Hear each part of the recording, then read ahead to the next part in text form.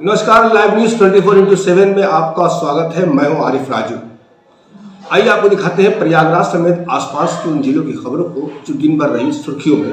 Speed news.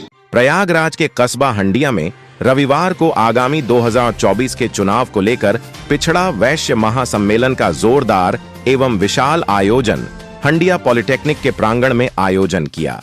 महासम्मेलन कार्यक्रम की अध्यक्षता सतीश गांधी व आयोजक मुनेश्वर प्रसाद गुप्ता रहे। कार्यक्रम के मुख्य अतिथि सांसद प्रतापगढ़ संगम लाल गुप्ता रहे। मुख्य अतिथि ने कार्यक्रम को संबोधित करते हुए कहा कि यह जो जन सैलाब देखने को मिल रहा है, यह मुनेश्वर प्रसाद गुप्ता की संघर्ष का दिन है। इस जन सैलाब से लगता है कि समाज अब जान चुकी है। उन्होंने कहा कि भारतीय जनता पार्टी की सरकार जो कहती है वह करके दिखाती है। प्रधानमंत्री व मुख्यमंत्री के नेतृत्व में देश व प्रदेश में विकास की गंगा बह रही है। आज देश और प्रदेश में देखा जाए तो गुंडा राज खत्म हो गया है। 78 लोकसभा क्षेत्र भदोही से लोकसभा चुनाव में टिकट के दावेदार मुनेश्वर प्रसाद गुप्ता सदस्य जिला पंचायत ने सर्वप्रथम सांसद संगम लाल गुप्ता का फूल मालाओं से जोरदार स्वागत करते हुए अपने संबोधन में कहा कि आज यह जन सैलाब देखकर हमको बेहद खुशी हो रही है कि समाज अब जाग चुका है।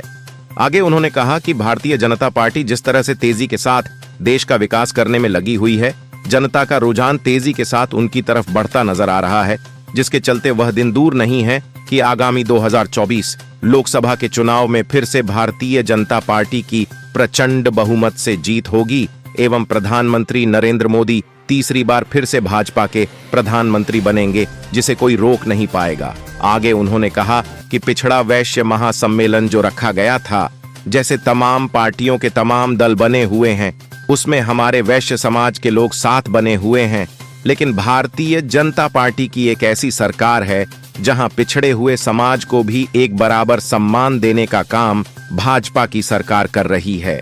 भारतीय जनता पार्टी ने पिछड़े पंक्ति में बैठे हुए व्यक्ति को मुख्यमंत्री बनाया गया है। यह हक और इंसाफ का पालन भारतीय जनता पार्टी की सरकार ही कर सकती है, अन्यथा कोई पार्टी नहीं कर सकती। इसलिए मैं अपने वैश्य समाज से अपील करूंगा, पूरे समाज के लोग एक साथ एकत्रित होकर भारतीय जनता पार्टी को मजबूत के साथ साथ और मजबूत करें। महासम्मेलन के दौरान मेधावी छात्र छात्राओं को सम्मानित भी किया गया। क्या है?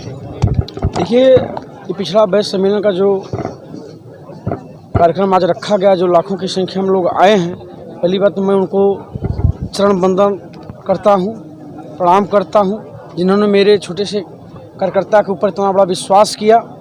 और विश्वास से ही नहीं, सब कुछ उन्होंने मेरे ऊपर न्यौछावर कर दिया, क्योंकि लोग कहते हैं कि जनता जब भी जाती है तो पैसे से जाती है। आज उसने कह के दिखा दिया कि मुनेश्वर गुप्ता का विश्वास ही सब कुछ है, पैसा मायने नहीं रखता है। और ये संदेश मैं देना चाहता हूं कि हम एक हैं, क्योंकि पहले पिछड़ा वैश्य समाज जो है शटर बंद करने के लिए जो है वो बाध्य नहीं होता था, और आज मुनेश्वर गुप्ता के आह्वान पर वैश्य समाज के पिछड़े वैश्य समाज लोगों ने अपना शटर जो है आज बंद गिराया है। मैं इसके लिए उनको बहुत बहुत धन्यवाद देना चाहता हूँ। ये भारतीय जनता पार्टी तो निरंतर तैयारी रहती ही है, और भारतीय जनता पार्टी के कार्यकर्ता निरंतर चुनाव के मूड में ही रहते हैं। तो तैयारी तो 2024 को हो रहा है। इस बार 2024 में भारतीय जनता पार्टी पूरे देश में 400 सीट जीतने वाली है। रही बात वैश्य समाज की, तो वैश्य समाज, हर समाज का व्यक्ति चाहता है कि हमारे समाज से प्रतिनिधि हो, तो वैश्य समाज भी चाहता है कि हमारे समाज से ज़्यादा प्रतिनिधि हो।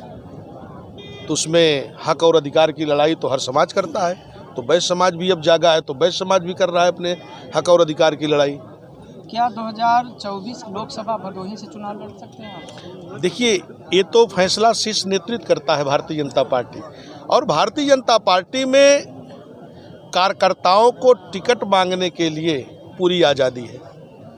हर कार्यकर्ता टिकट मांग सकता है, और भारतीय जनता पार्टी ही एक ऐसा दल है जो बूथ का अध्यक्ष राष्ट्रीय अध्यक्ष बन सकता है, बूथ का अध्यक्ष मंत्री सांसद विधायक बन सकता है, क्योंकि यही पार्टी कार्यकर्ता बेस की पार्टी है। आज हंडिया में पिछड़ा वैश्य महासम्मेलन का आगाज मुनेश्वर गुप्ता की अगुवाई में किया गया। लाखों की भीड़ यहाँ पर है, इसके बारे में क्या कहना है? देखिए, मुनेश्वर गुप्ता निरंतर जनता के बीच में जनता के लिए लड़ाई लड़ते हैं, काम करते हैं।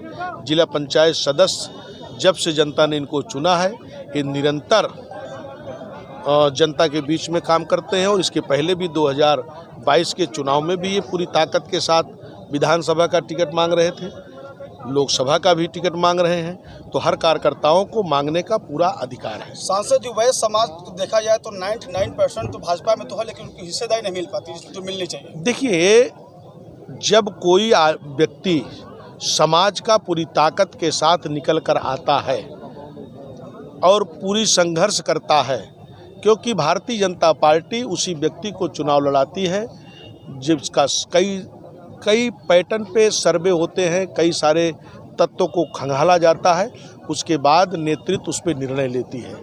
तो भारतीय जनता पार्टी में वैश्य समाज 100% वैश्य समाज भारतीय जनता पार्टी का मूल वोटर है। दिन भर की महत्वपूर्ण खबरें देखने के लिए लाइव न्यूज 24/7 को लाइक और सब्सक्राइब करें।